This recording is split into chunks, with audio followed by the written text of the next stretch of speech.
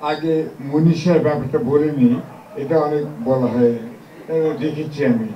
আসলে আমাকে তারা চেয়েছিল যে আমি যেন ভালোবাসা দিন উপলক্ষে ভালোবাসার প্রোগ্রাম তাদের ওখানে করি।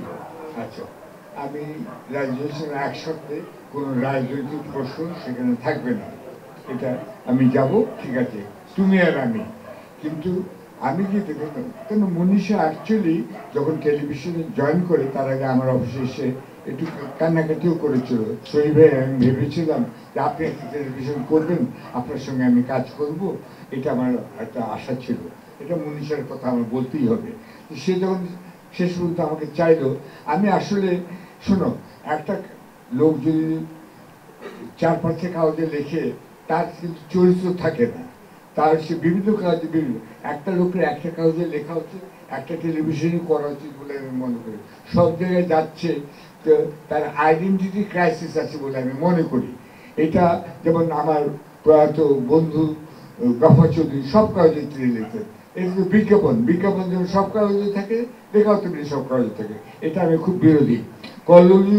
কল্লোল যুগ পড়ে থাকো, তারা দেখবে ওই সময় যেসব লেখকরা যেসব কাগজে লিখতেন, ওই একই কাগজে তারা লিখতেন। সুনীল গঙ্গোপাধ্যায় আনন্দবাজারে লিখতেন, দেশ পত্রিকায় লিখতেন, বাস ফিনিশ। ওনাকে তুমি অন্য কোনো কাগজে তো খুঁজে পাবে না, মাঝে মধ্যে হয়তো এটা পেতে পারো। যাই হোক, মনীষা আমাকে এটা বলে নিয়ে দেখলাম সে আমাকে রাজনৈতিক ট্র্যাপে ফেলে দিয়েছে, দিতে চাচ্ছে। তখন আমি এক জায়গায় তাকে থামিয়ে বললাম, দেখো, তুমি যদি এটা করো তাহলে আমি তোমাকে অনেক রাজনৈতিক প্রশ্ন এখন করতে থাকবো। তোমাকে ডিসাইড করতে হবে তুমি আমাকে যে প্রতিশ্রুতি দিয়ে এনেছো, ভালোবাসার কথা, এইসব বলবে কিনা, অথবা তুমি রাজনীতিতে চলে যাবে কিনা, তুমি ডিসাইড করো। আমি ডিসাইড করবো না, আমি কিন্তু থামিয়ে দিচ্ছিলাম ব্রডকাস্টিংটা। আচ্ছা, তখন মনীষা বললো ঠিক আছে ঠিক আছে, না, ও ভয় পেয়ে গেল, কারণ রাজনীতি করলে তো আমি অনেক প্রশ্ন তাকে করতে থাকবো, ও আমার সঙ্গে পারবে না, আজ সিম্পল এজ দিস। আচ্ছা, আমি বললাম যে তাহলে ভালোবাসাতে থাকো, নো মোর লাইক দ্যাট।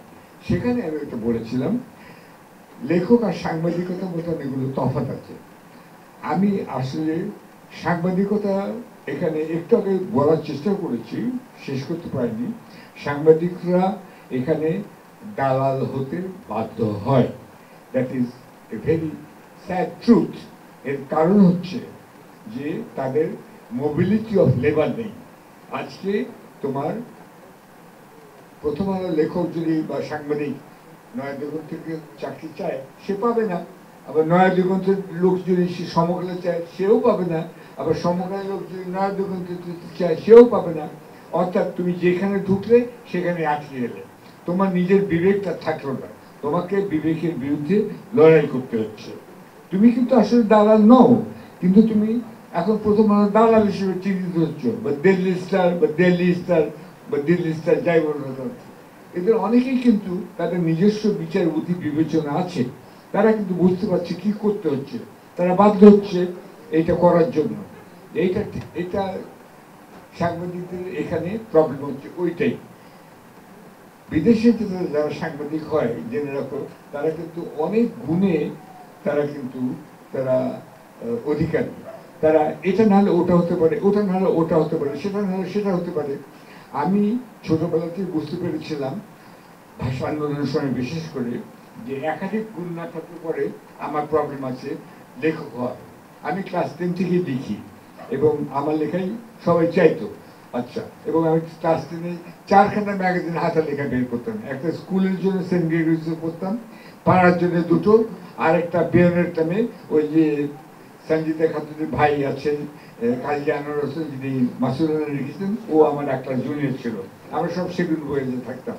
সেটা একটা বেয়নের নামে আর একটা, এত লিখতে চাইতাম, খালি লিখতেই চাইতাম আমি। আচ্ছা, তো লেখকতি আমি সাংবাদিক হওয়ার অনেক প্রবলেম আছে, বিশেষ করে আমাদের দেশে অনেক দায়বদ্ধতার মধ্যে, অনেক সীমাবদ্ধতার মধ্যে তোমার কাজ করতে হয়। এটা এটা একটা একটা প্রশাসনিক যন্ত্রের তুমি কিন্তু একটা অংশ, তাই না? কিন্তু লেখক কিন্তু সে একাই 100, সে একাই লিখতে পারে। তুমি ছাপবে কি না ছাপবে সেটা অন্য কথা, আমার চিন্তাধারা আমি লিখে পারি।